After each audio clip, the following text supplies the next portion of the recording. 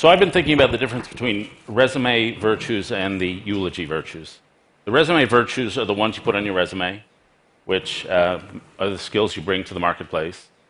The eulogy virtues are the ones that get mentioned in the eulogy, which are deeper. Who are you are in your depth? What is the nature of your relationships? Are you bold, loving, dependable, consistency? And most of us, including me, would say that the eulogy virtues are the more important of the virtues. But at least in my case, are they the ones that I think about the most? And the answer is no. So I've been thinking about that problem. And a thinker who's helped me think about it is a guy named Joseph Soloveitchik, who was a rabbi who wrote a book called The Lonely Man of Faith in 1965. Soloveitchik said there are two sides of our natures, which he called Adam 1 and Adam 2. Adam 1 is the worldly, ambitious, external side of our nature. He wants to build, create companies, create innovation. Adam 2 is the humble side of our nature. Adam 2, not only to do good, but to be good, to live in a way internally that honors God, creation, and our possibilities. Adam 1 wants to conquer the world. Adam 2 wants to hear a calling and obey the world. Adam 1 savors accomplishment. Adam 2 savors inner consistency and strength. Adam 1 asks how things work. Adam 2 asks why we're here. Adam 1's motto is success. Adam 2's motto is love, redemption, and return. And Soloveitchik argued that these two sides of our nature are at war with each other, where you live in perpetual self-confrontation between the external success and the internal value. And the tricky thing I'd say about these two sides of our nature is they work by different logics. The external logic is an economic logic. Input leads to output, risk leads to reward. The internal side of our nature is a moral logic and often an inverse logic. You have to give to receive. You have to surrender to something outside yourself to gain strength within yourself. You have to conquer the desire to get what you want. In order to fulfill yourself, you have to forget yourself. In order to find yourself, you have to lose yourself. We happen to live in a society that favors Adam 1 and often neglects Adam 2.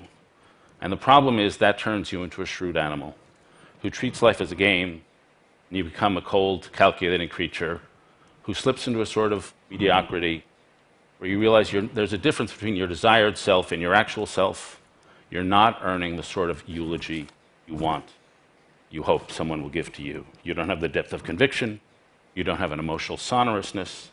You don't have commitment to tasks that would take more than a lifetime to commit.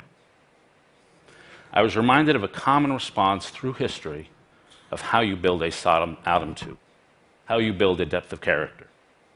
Through history, people have gone back into their own pasts, sometimes to a precious time in their life, to their childhood. And often, the mind gravitates in the past to a moment of shame. Some sin committed, some act of selfishness, an act of omission or shallowness, the sin of anger, the sin of self-pity, trying to be a people pleaser, a lack of courage. Adam 1 is built by building on your strengths. Adam 2 is built by fighting your weaknesses. You go into yourself, you find the sin which you've committed over and again through your life, your signature sin, out of which the others emerge.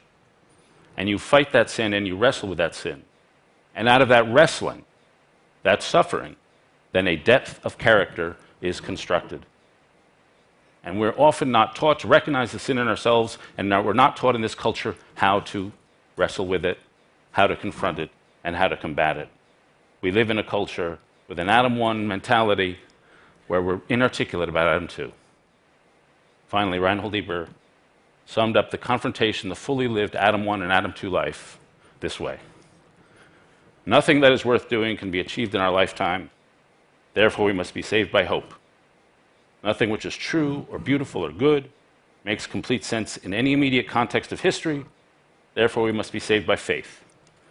Nothing we do, however virtuous, can be accomplished alone. Therefore, we must be saved by love. No virtuous act is quite as virtuous from the standpoint of our friend or foe as from our own standpoint. Therefore, we must be saved by that final form of love, which is forgiveness. Thanks.